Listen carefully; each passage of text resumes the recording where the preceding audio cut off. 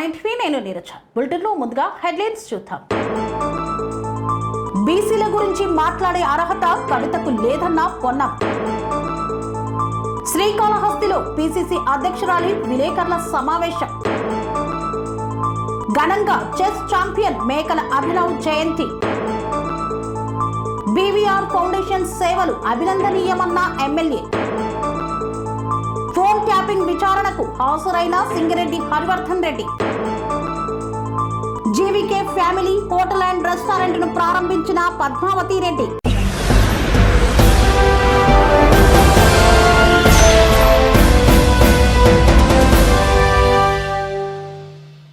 బీసీల గురించి మాట్లాడే అర్హత ఎమ్మెల్సీ కవితకు లేదన్న పొన్నం ప్రభాకర్.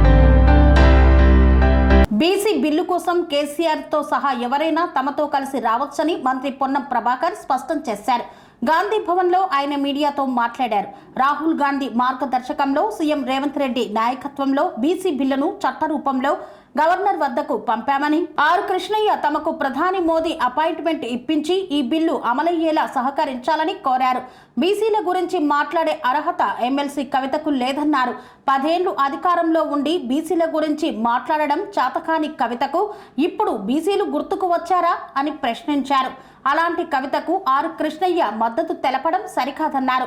బీసీ బిల్లుకు రాజకీయ రంగు పులమడం మంచిది కాదని, బీసీల సంక్షేమం కోసం రాజకీయాలకు అతీతంగా అందరూ కలిసి రావాలని కోరారు. బీసీలకు న్యాయం చేసేందుకు కాంగ్రెస్ చిత్తశుద్ధితో ఉందన్నారు. CM Revanth Reddy, PCC chief Mahesh Goud, మొత్తం కేబినెట్ ఈ విషయంలో ఒకే మాటతో ఉన్నామని పేర్కొన్నారు. శ్రీకాళహస్తిలో ఆంధ్రప్రదేశ్ పీసీసీ అధ్యక్షురాలు వైఎస్ షర్మిల విలేకరుల సమావేశాన్ని నిర్వహించారు. ఈ సందర్భంగా ఆవిడ మాట్లాడుతూ అన్ని పార్టీలు బీజేపీకి తొత్తుగా మారాయన్నారు. రాష్ట్రంలో ప్రజల పక్షాన పోరాటం చేసేది కాంగ్రెస్ పార్టీ మాత్రమేనని, మిగిలిన పార్టీలు బీజేపీకి గులాం చేస్తున్నాయని రాష్ట్ర కాంగ్రెస్ పార్టీ అధ్యక్షురాలు డాక్టర్ వైఎస్ షర్మిలారెడ్డి దుయ్యబట్టారు. మాజీ సీఎం వైఎస్ జగన్మోహన్ రెడ్డి అరాచక సైకోతనానికి ఆయన కారు కింద వ్యక్తి దుర్మరణ ఘటనే నిదర్శనమని షర్మిల ధ్వజమెత్తారు. రాష్ట్రంలో భవిష్యత్తులో జగన్మోహన్ రెడ్డి బల ప్రదర్శన, శవ రాజకీయాల కార్యక్రమాలకు అనుమతి ఇవ్వరాదని షర్మిలారెడ్డి డిమాండ్ చేశారు. తిరుపతి జిల్లా పర్యటనలో భాగంగా శ్రీకాళహస్తికి విచ్చేసిన రాష్ట్ర కాంగ్రెస్ పార్టీ అధ్యక్షురాలు డాక్టర్ వైఎస్ షర్మిలారెడ్డికి కాంగ్రెస్ పార్టీ నాయకులు, కార్యకర్తలు అపూర్వ స్వాగతం పలికారు. స్థానిక నంది సర్కిల్ నుండి కాంగ్రెస్ పార్టీ అధ్యక్షురాలికి కాంగ్రెస్ నాయకులు స్వాగతం పలికి బైక్ ర్యాలీతో పట్టణంలో ర్యాలీ చేస్తూ సభా వేదికకు తీసుకువచ్చారు.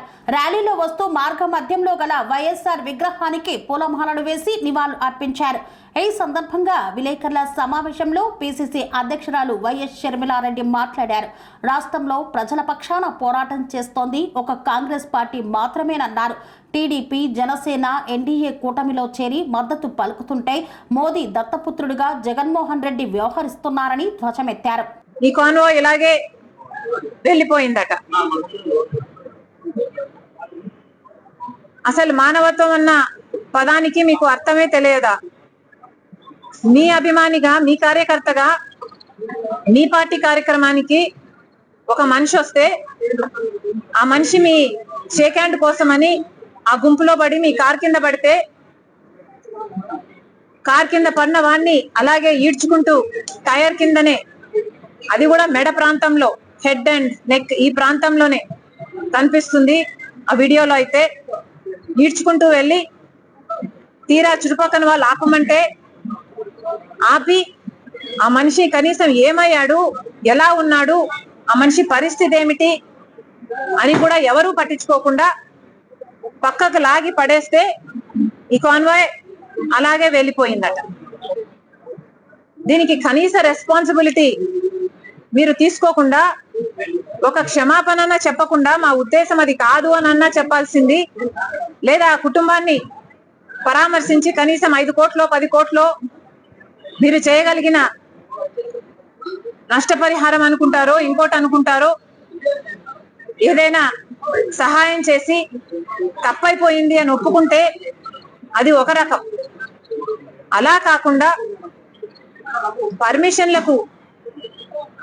పర్మిషన్లన్నీ ఉల్లంఘించి ఒక బెట్టింగ్ చేసిన వాడి విగ్రహానికి ఆవిష్కరణ అంటూ జగన్మోహన్ రెడ్డి గారు వెళ్ళడము, అది కూడా 100 మందితో వెళ్ళాలి అంటే 1000 మందితో బల ప్రదర్శన చేయటము, దాంట్లో ఒక దుర్ఘటన జరిగితే దానికి మళ్ళీ ఒక కనీస రిమోర్స్ లేకుండా, ఒక అపాలజీ లేకుండా మళ్ళీ దాన్ని కప్పిపుచ్చుకునే ప్రయత్నం. అసలు దేవుడు ఉన్నాడు, చూస్తున్నాడు, మీకు ఏదైనా పాప భీతి అన్నది ఏదైనా ఇంకా మిగులుందా? నిజంగానే దీన్ని విచారణ జరగాలి, కారులో ఉన్న అందరూ విచారణకు రావాలి. ఈ దుర్ఘటన ఇంకోసారి జరగకుండా కార్యాచరణ చేయాలి. అంతేకాదు జగన్మోహన్ రెడ్డి గారు ఇటీవల కాలంలో ఏ కార్యక్రమం చేసినా కూడా అది ఒక బల ప్రదర్శనే. ప్రజలందరికీ తెలుసు, జగన్మోహన్ రెడ్డి గారు 5 సంవత్సరాలు ముఖ్యమంత్రిగా ఉంటే 5 సంవత్సరాలలో ముఖ్యమంత్రిగా ఏ రోజు ప్రజల మధ్యకి రాలేదు. మీ కష్టం ఏమిటి అని అడగలేదు, మీరు ఎలా ఉన్నారు అని కనుక్కోలేదు. కనీసం ప్రజలకు కాదు కదా, ఆయన నాయకులకి, ఆయన కార్యకర్తలకి 5 సంవత్సరాలు ఎక్కడా కనిపించలేదు జగన్మోహన్ రెడ్డి గారు. తీరా కుంభకర్ణుడిలాగా ఆఖరణ ఎలక్షన్లు 6 నెలలు ఉన్నాయనంగా లేశారు. అప్పుడు సిద్ధం సభలకని బయలుదేరారు జగన్మోహన్ రెడ్డి గారు 5 సంవత్సరాలుగా ముఖ్యమంత్రిగా. ఇప్పుడు అధికారం కోల్పోయారో లేదో, ఇప్పుడు ప్రతిదానికి ఒక కార్యక్రమం, ఆఖరికి బెట్టింగ్ చేసి ఒకడు చచ్చిపోతే ఆయనకి విగ్రహం కట్టారట, ఆ విగ్రహ ఆవిష్కరణ కూడా జగన్మోహన్ రెడ్డి గారు వెళ్తున్నారట. మీరు ఏం చెప్పదలుచుకున్నారు? ఇలా ఏ కార్యక్రమం చేసినా అది ఒక జన సమీకరణ, బల ప్రదర్శన.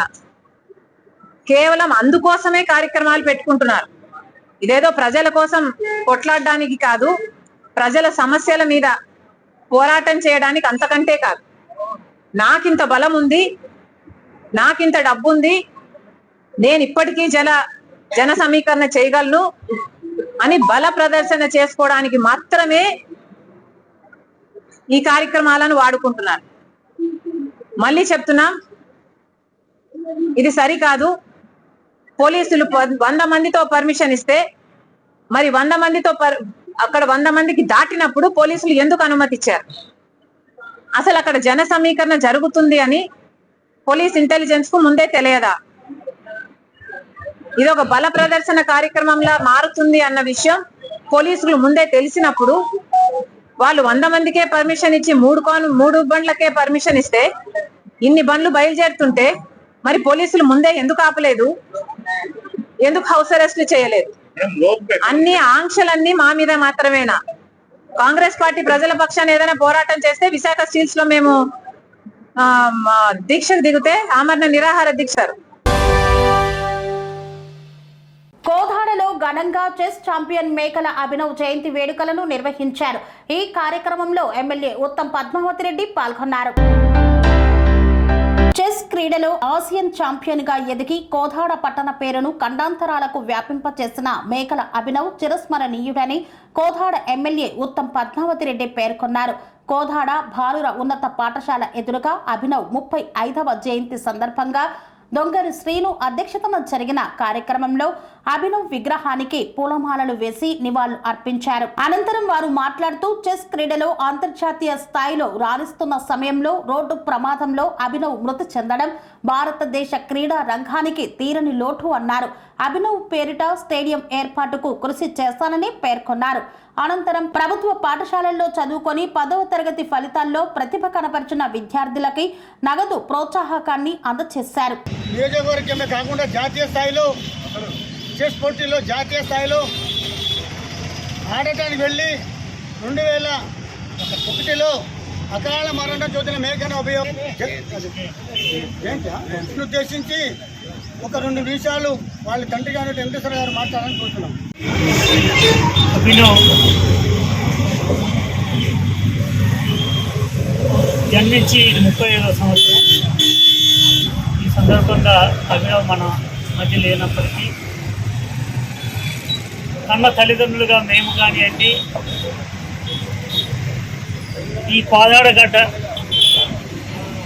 మీద జన్మించినటువంటి ముద్దుబిడ్డ అభినవ్కి ఈ కోదాడ ప్రజలందరూ మా మీద, నా కుమారుడి మీద ఉన్నటువంటి ప్రేమ అభిమానంతో ప్రతి వర్ధంతి కార్యక్రమాన్ని, జన్మదిన కార్యక్రమాన్ని అందరూ కూడా సంతోషంగా మనస్ఫూర్తిగా వచ్చి ఈ కార్యక్రమంలో పాల్గొని దీన్ని విజయవంతం చేస్తున్నందుకు ఈ పుర ప్రముఖులందరికీ, ఈ కోదాడ ప్రతి బిడ్డకి మా యొక్క నమస్కారాలు. వీళ్ళ రుణం నేను తీర్చుకోలేను. సరే, నా బిడ్డ నాకు దక్కకపోయినా మీరందరి సహకారంతో నాకు ఆ ఉపశమనాన్ని కలిగిస్తున్నందుకు, మా కార్యక్రమంలో పాల్గొని మాకు ఎంతో కొంచెం చేయూతనిస్తున్నందుకు వారికి నేను పేరు పేరున ధన్యవాదాలు తెలియజేసుకుంటున్నాం.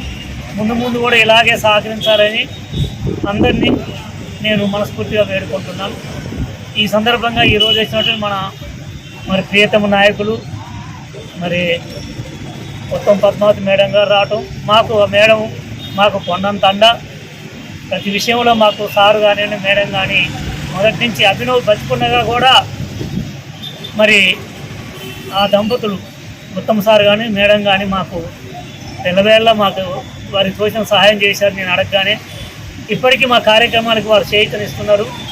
మమ్మల్ని 1000 మంది జనంలో ఉన్నా కూడా మా దంపతులు పేరు పెట్టి పిలుస్తున్నటువంటి ఉత్తమ్ సార్ కానీ మేడం కానీ మరి మేము ఎల్లవేళ్ళ రుణపడి ఉంటాం.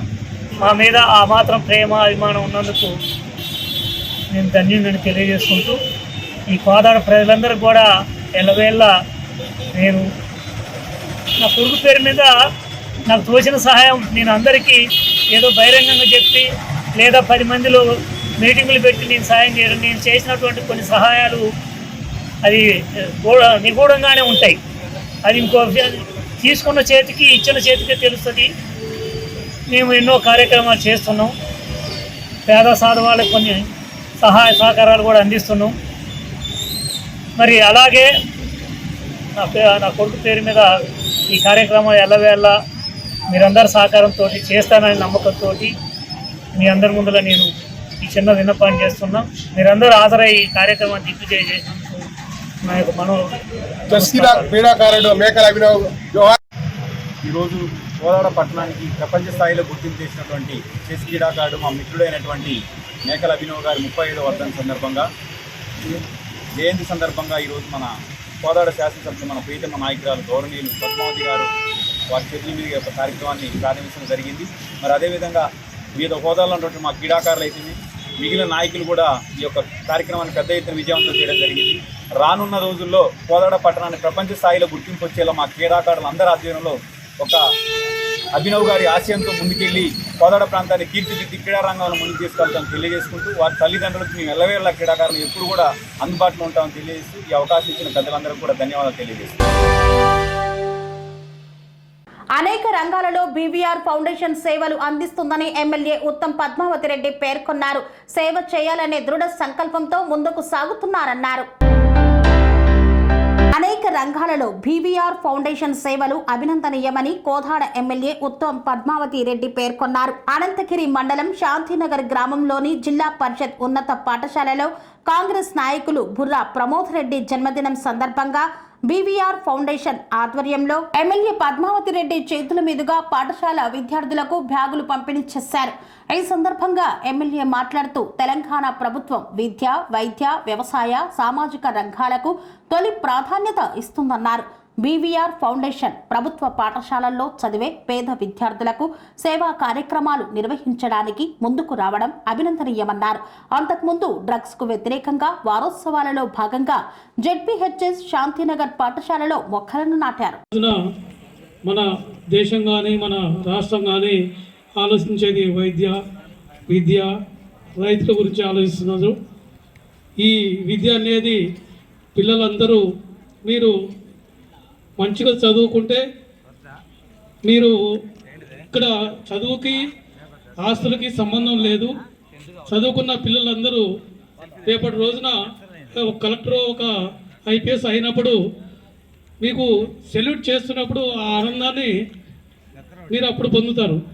దాన్ని దృష్టిలో ఉంచుకొని మీరు విద్యలో మంచిగా రాణించాలని, అదేవిధంగా ఈ రోజున పుట్టినరోజు చేసుకుంటున్న ప్రమోద్ రెడ్డి గారికి అనంతగిరి మండల కాంగ్రెస్ పార్టీ తరఫున ఇక్కడికి వచ్చిన పెద్దలందరి తరపున వాళ్ళకి శుభాకాంక్షలు చెప్తూ ఈ యొక్క పిల్లలకి ఈ బ్యాగులు ఇవ్వాలని నిర్ణయం తీసుకోవడం మంచి శుభపరిణామంగా తెలియజేస్తూ ఇక్కడికి వచ్చిన అందరికీ ధన్యవాదాలు తెలియజేస్తున్నాను.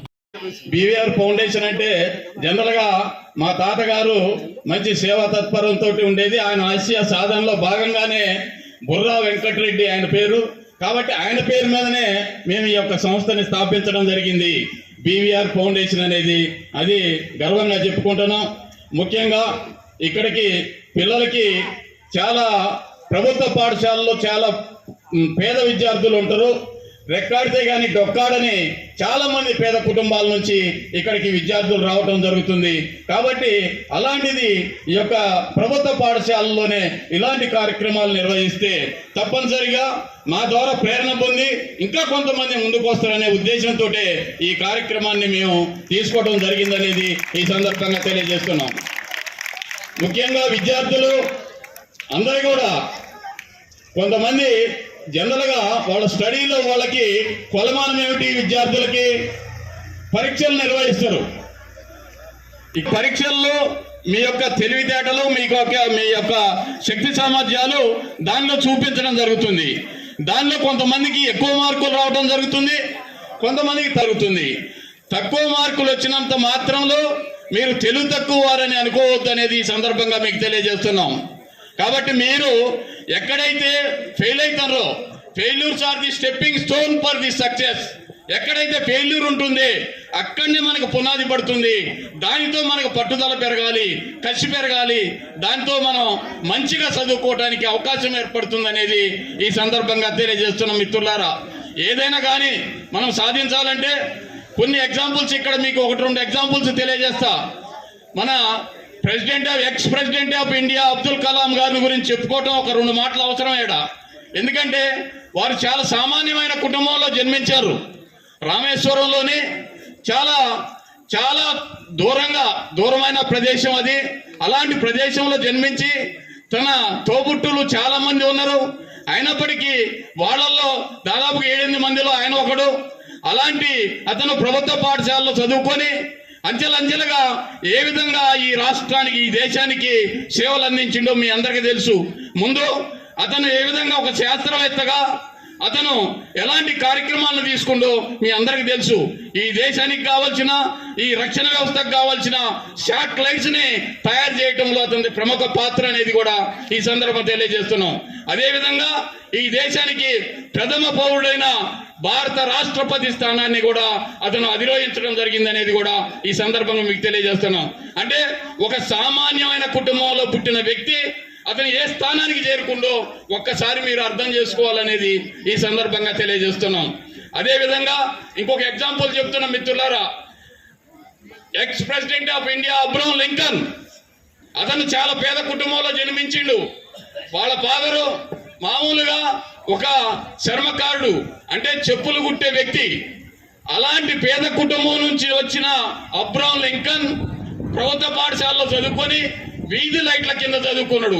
బజారు లైట్లు అన్నాడు.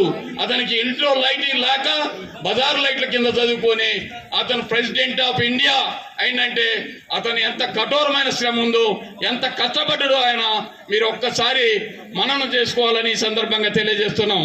ఎందుకంటే ఈ విషయాలు చెప్పడానికి ఇది విద్యార్థులకు అవసరం. వారు కష్టపడాలి, చదువుకోవాలి, అంకిత భావంతో ముందుకు పోవాలి.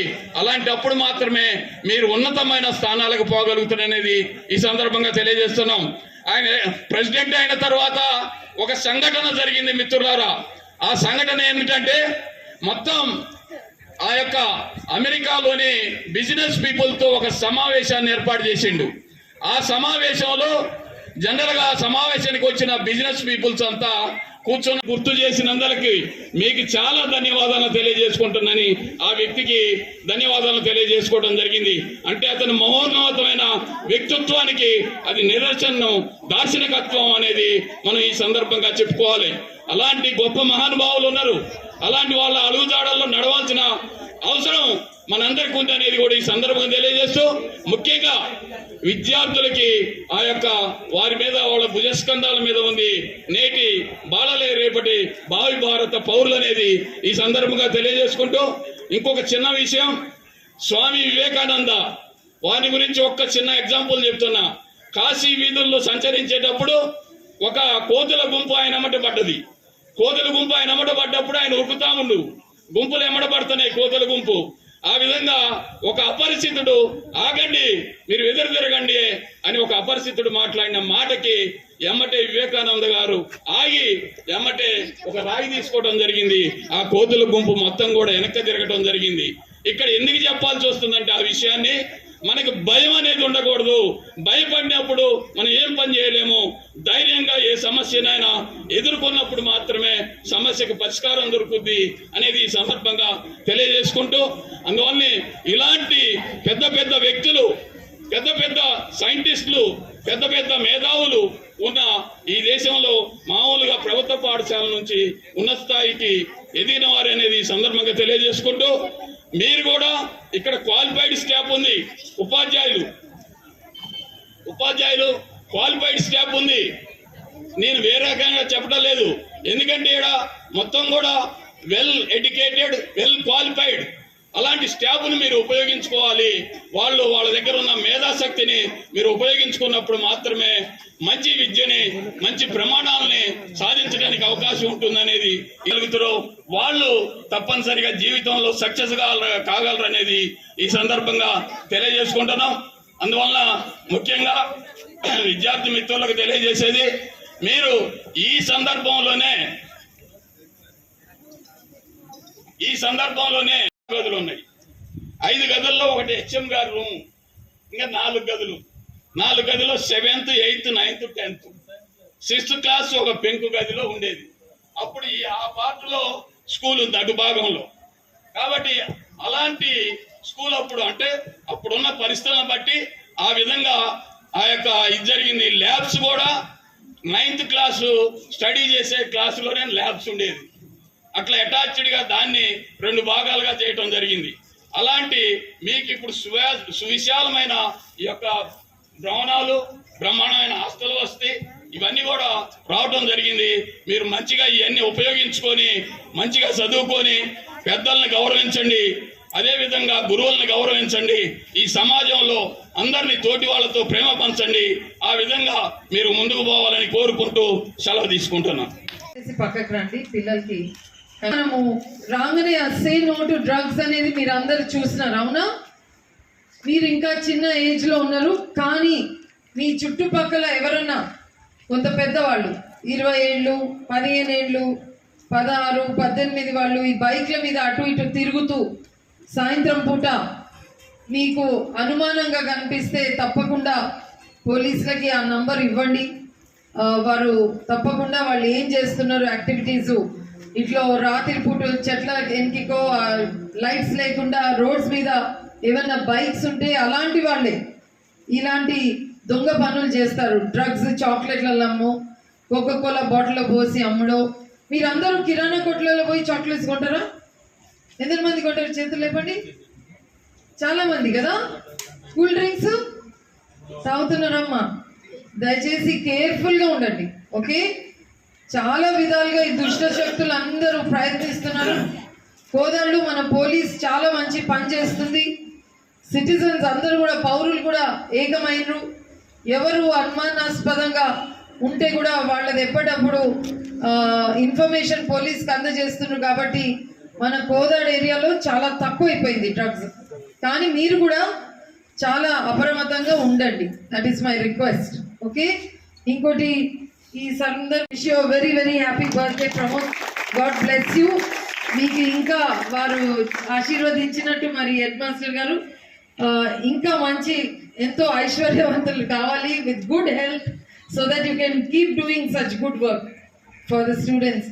అండ్ మా హెడ్ మాస్టర్ గారు మరి పెద్దలు అడిగినట్టు సీసీ కెమెరా అన్నారు, మరి ప్రమోద్ గారు ఇప్పుడే ఒప్పుకున్నారు. వారి మాటల్లో విందాము ఏమిస్తారు.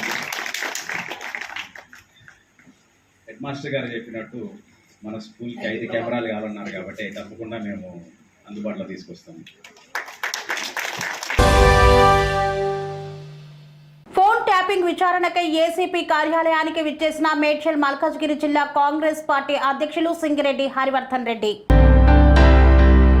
మేడ్చల్ మల్కాజ్గిరి జిల్లా కాంగ్రెస్ పార్టీ అధ్యక్షులు సింగిరెడ్డి హరివర్ధన్ రెడ్డి గత ప్రభుత్వం ఫోన్ ట్యాపింగ్ కేసు విచారణ నిమిత్తం జూబ్లీ హిల్స్ ఏసీపీ కార్యాలయానికి సింగిరెడ్డి హరివర్ధన్ రెడ్డి నాయకులతో కార్యకర్తలతో కలిసి తరలి వెళ్లారు. అనంతరం జూబ్లీ హిల్స్ పోలీస్ కమిషనరేట్లో సింగిరెడ్డి హరివర్ధన్ రెడ్డి వాంగ్మూలం నమోదు చేశారు. ఈ సందర్భంగా మీడియా సమావేశంలో ఫోన్ ట్యాపింగ్ కు పాల్పడిన వారిపై కఠిన చర్యలు తీసుకోవాలని, గత ఎన్నికలలో కామారెడ్డిలో రేవంత్ రెడ్డి పోటీ చేసిన స్థానంలో యనుమల కొండలరెడ్డి మరియు హరివర్ధన్ రెడ్డిని ఇన్ఛార్జిగా ఉన్న సమయంలో మా యొక్క ఫోన్స్ ట్యాపింగ్ చేసి రేవంత్ రెడ్డిని కామారెడ్డిలో ఓడించారని తెలిపారు. రేవంత్ రెడ్డి తమ్ముడు కొండలరెడ్డి తన ఫోన్ ట్యాప్ చేసి కామారెడ్డిలో రేవంత్ రెడ్డిని ఓడించారని ఆగ్రహం వ్యక్తం చేశారు.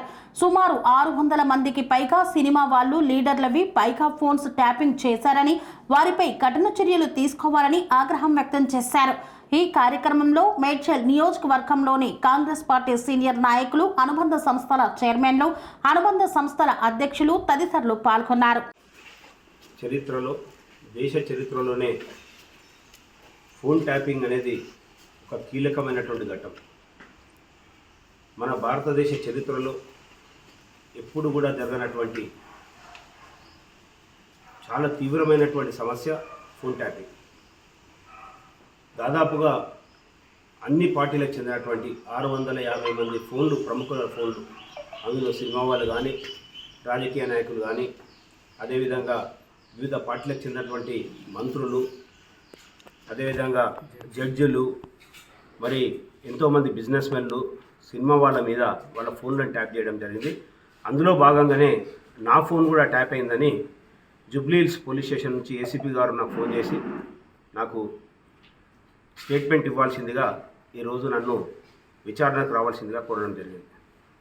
అంటే మా యొక్క స్వేచ్ఛ, భావ స్వేచ్ఛను దెబ్బతీసే విధంగా, అంటే రాజకీయాలలో ఎన్ని తప్పులు ఉంటాయో అన్నీ కూడా పూర్తి స్థాయిలో వాడుకున్నటువంటి పార్టీ బీఆర్ఎస్ పార్టీ.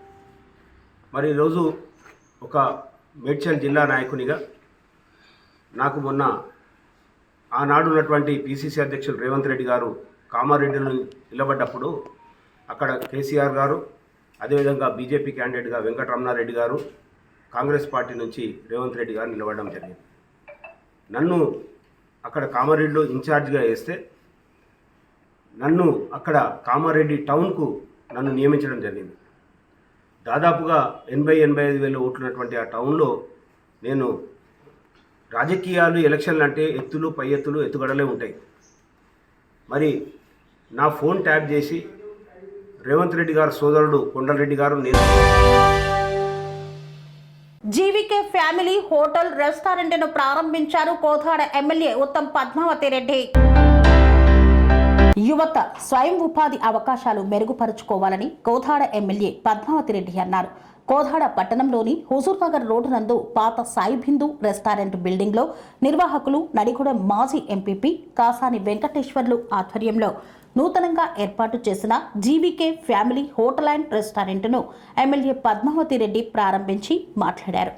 రెస్టారెంట్ యాజమానులు స్థానికులకు ఉపాధి అవకాశాలు కల్పించి నిరుద్యోగులకు జీవన భృతి కల్పించాలన్నారు. వ్యాపార వాణిజ్య సంస్థల ఏర్పాటుతో పట్టణ అభివృద్ధి జరుగుతుందని పేర్కొన్నారు. ఇంతటితో వార్తలు సమాప్తం. మరిన్ని అప్డేట్స్ కోసం చూస్తూనే ఉండండి ఠానై టీవీ. కన్స్ట్రక్షన్ రంగాలలో దశాబ్దపు అనుభవంతో కస్టమర్ల మరియు శ్రేయోభిలాషుల మన్ననలను, నమ్మకాన్ని గెలుపొందిన సంస్థ విఆర్ఆర్ కన్స్ట్రక్షన్స్. నాణ్యతకు, నమ్మకానికి మారుపేరు VRR constructions. Independent houses, apartments, villas అన్ని రకాల హంగులతో అలరించే అద్భుతమైన వెంచర్స్ తో పాటు అందరికీ అందుబాటు ధరలో సొంత ఇంటి కలను సాకారం చేసే నమ్మకమైన సంస్థ VRR constructions. Please visit VRR constructions, వరటెక్స్ plaza near Radhika theatre, ECL X Road, Hyderabad.